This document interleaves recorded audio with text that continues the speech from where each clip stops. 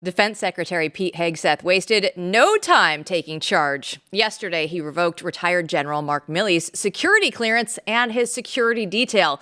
And he's ordered the Pentagon's Inspector General to investigate Milley. Now, if that's not enough, they're removing another Milley portrait from the Pentagon as well. Here with more on Mark Milley is Blaze News investigative journalist Steve Baker. So, Steve, thanks for joining us. What do you think and what do you expect Hegseth will uncover in this investigation?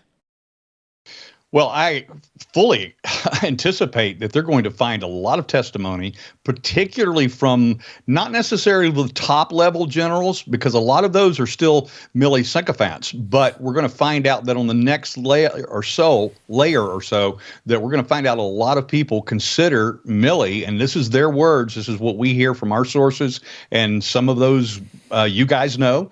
Some of those have been on our shows here. Mm-hmm. Some of them are our we'll say off the record sources as well. They all consider Milley to be a traitor, and largely because of what's elicited in this article here by McKinnon is that, Milley did in fact, for all intents and purposes, he collaborated with the Communist Chinese at the end of the last Trump administration. But we also know that he was very much a participant in and had a finger in the unfolding of what happened that day on January 6, 2021.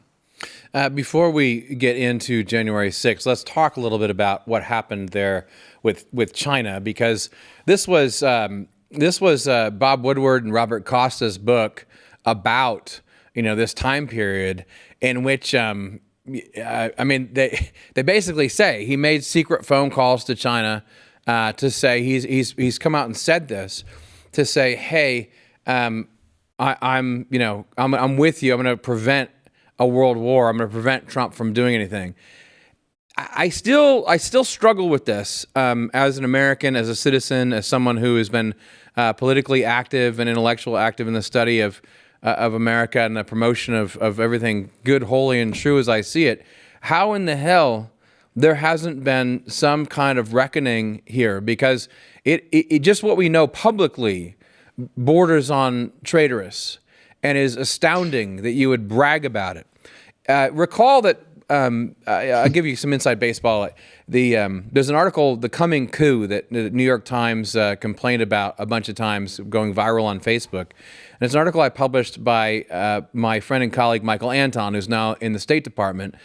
And in that article, which myself and others, we had all spoken, we've been talking about with him and others before he wrote it, only he could write it that well.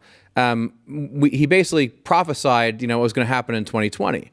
And what you could see happening that was very alarming at the time was that major members of the military were signaling out loud in public that they were not for Trump, right? They would not be for putting the military on the streets. They were supportive of something other than Trump. They would thwart Trump.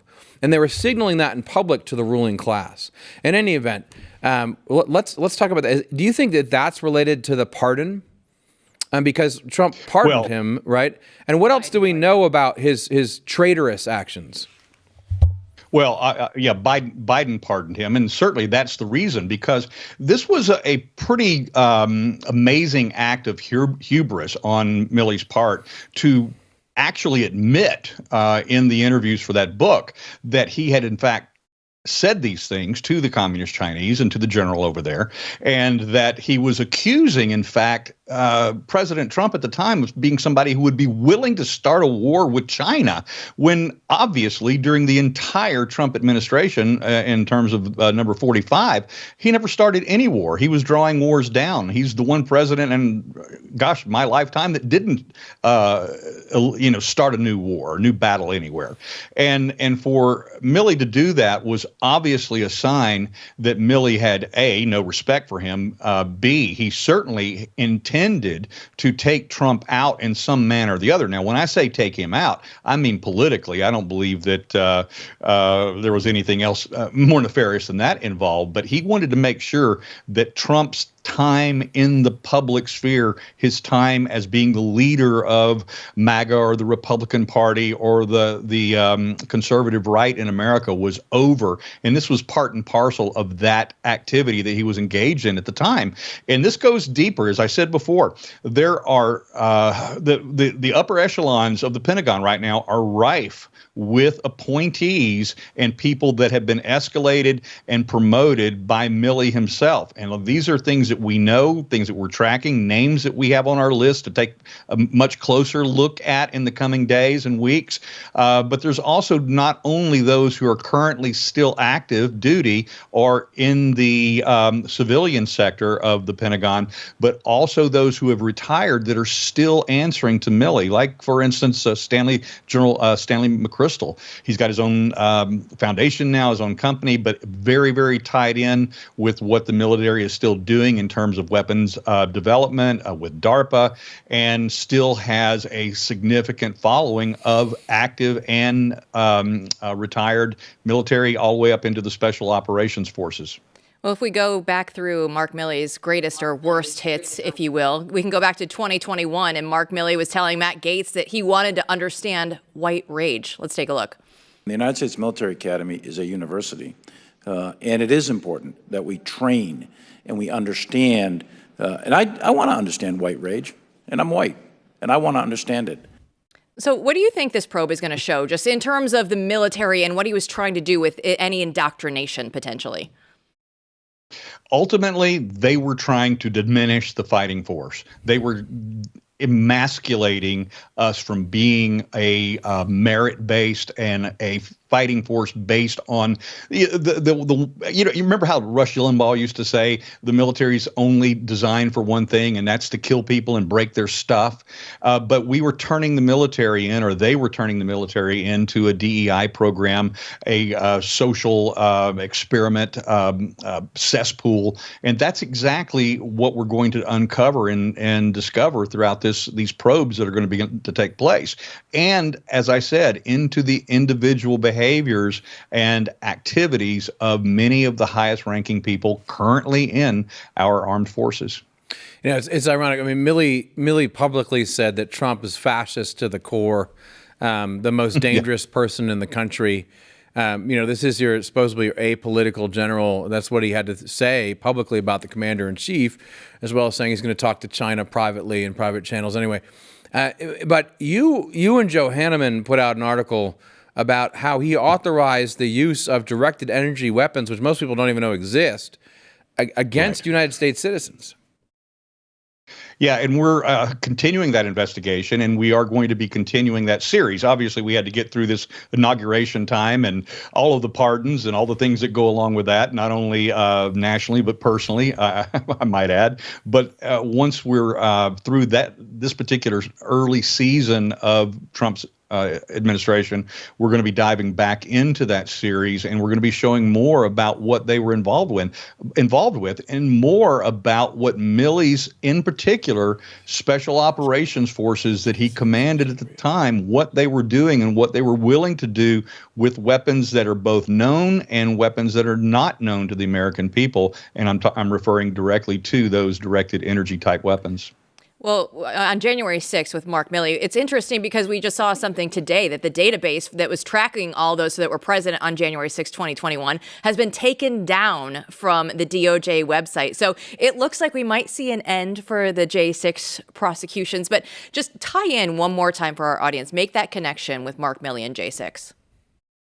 Well, look, it starts with the lack of or the non-deployment of the National Guard in the district. This was something that Milley and his sycophants, as I mentioned earlier, that group of generals, 3-star and 4-star generals that were on the call with former Assistant Secretary of the Army, Casey Wardynski, who they were using his private telecom system in order to have that discussion about whether those National Guard forces would be released or not. And that's where we learned from that actual call was where that term or that phrase, "we don't like the optics," came from. We thought that originally came from Nancy Pelosi or one of the sergeant at arms from the House of Representatives. But we learned that it came from that particular call. But we also learned from that call that none of those generals were going to obey what they called an illegal order from the president, but what in fact was because he was still commander in chief, he had the right to deploy those forces. And even though he offered them and they were turned down by Pelosi, they were turned down by the mayor, Bowser, and certainly ultimately the sergeants at arms and Nancy Pelosi drug their feet on the day itself, to the point where she was so embarrassed, as we've seen in a video, that she actually, aghast, apologized and said, "We should have had them there. Why weren't they there?" Well, Nancy, part of that problem was your problem. But the main problem were these generals who answered to Milley at the time, got on that call, told the commander of the D.C. Guard, "We are not going to allow those forces to be deployed." And that's despite the fact that the general, the commander of the D.C. Guard, said, "My guys are ready. They're suited up. They're on the buses. We can go now." In fact, he said, "We are chomping at the bit to go." And they weren't allowed to go by Milley's henchmen. Well, in a day back in 2016, I had a much less eventful interaction with, at that point, the top general of the Army, Mark Milley. It's the time where my sports career and my political career have come full circle. And at that point, I thought it was the coolest thing to be interviewing the top general of the Army. We were standing there on the sidelines, just passing time, waiting for the interview to start. And I was like, "Hey, can I get a picture with you?" And it still, if people would ask me about my sports career, they would say, "What is the coolest thing?" Right? And we've done so many different interviews and all that. And I would always say, "Oh man, interviewing Mark Milley at the time was the coolest thing that I had ever done." And Steve, now we're here and I look back at it and I'm like, can I get a redo? Right? Can it not be a traitor that I was standing there interviewing? We probably all have photos with individuals that we wished we had not taken a photo with, or we've done interviews with, or we've been associated in some manner at some political event or charity ball or something like that, that looking back, we wish we could scrub from our own histories. So that's no fault of yours, certainly. And we do learn things later on as the years go by and as more evidence and more truth is revealed that make us, take a little bit of pause on what we were formerly associated with. Well, Steve, this is our first time officially talking to you since everything has been officially official since the J6 pardon for you. So how's life been for you since then? It's great. I'm actually sleeping better. Matt, being my editor-in-chief, will be glad to hear that I was not aware over the last 10 months since that March 1st arrest, which, Jill, obviously you were there and you saw it happen with your own eyes, that I wasn't aware at how bound up I was. I didn't realize that the stress that was latent even under the surface. I mean, I had bad days, but I mostly felt like I had good days where I was handling it well. But my productivity suffered from it, and just having that signature from Judge Cooper, where I had my case dismissed with prejudice, literally released an avalanche of creative juices and workflow, and it was something that I had no way of measuring or quantifying at the time until that end of this 4-year nightmare was over. And once that was over, then I was able to recognize how much stress I was actually under. I mean, this is the new frontier, the golden age. The pressure lifted, the weights released, and we couldn't be happier. Certainly, I couldn't be happier for how it turned out for you. And if that's true, I mean, you've been incredibly productive and done some incredible work before. So I can't wait to see what Steve Baker Unleashed brings to the world. Thank you so much. I can't wait. I can't wait either. And I can't say enough to you, Matt, and to everyone at the Blaze, how honored I am that you guys took a chance on me while I was in the middle of that legal jeopardy, and allowed me or gave me that opportunity to begin showing what my potential might be at the time. Well, Steve Baker, we really appreciate your time today. Thanks so much. Thanks, Jill. Matt, when we look back at just Mark Milley overall, and you see Pete Hegseth going after him immediately, right? He is just going in there. He just swore his oath to the office, and now he's going after Mark Milley right away, wasting zero time. Yeah, this is another sign, it's the theme of the day, of the seriousness of what's going on. These aren't press releases. This isn't, happy fun times. This isn't kabuki theater. This is the real deal. Inspector General, right away, this is the first person I would go after. You got to go for the king and say, this guy needs to suffer, he needs to pay, and we need to drag out into the light everything he said and did. We cannot have a military again with the chairman of the Joint Chiefs and the generals thwarting the will of the president, acting like they have something over him. That's insane. That's exceedingly dangerous. That's a real coup, right? That's setting up for a real coup. They set up the principles for it in public in front of the American people and then blamed the other side for being authoritarian. It's insane. So Hegseth is doing exactly the right thing. And they have an unleashed Steve Baker to come after them at the same time. Yes, I was overjoyed to hear Steve say that. And I took a risk. That's what I do. I take risks. But I never a doubt with him.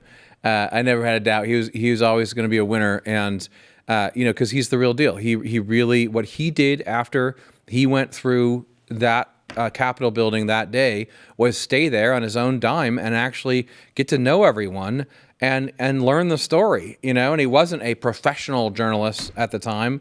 He wasn't like a legacy journalist, but he was a journalist and became a better journalist than all the people in the mainstream press who didn't get in trouble for doing the same thing. I love when we had him on January 6th of this year, and he said he was walking around and everybody said, hey, you're that guy, right? They knew him as covering the story. The Capitol Police, I mean, they love him because they don't like the corrupt, members of their tribe. They're happy he's there. I mean, there's a lot of people in the Capitol who quietly are huge fans of Steve Baker because they know he's just telling the truth about how messed up things are.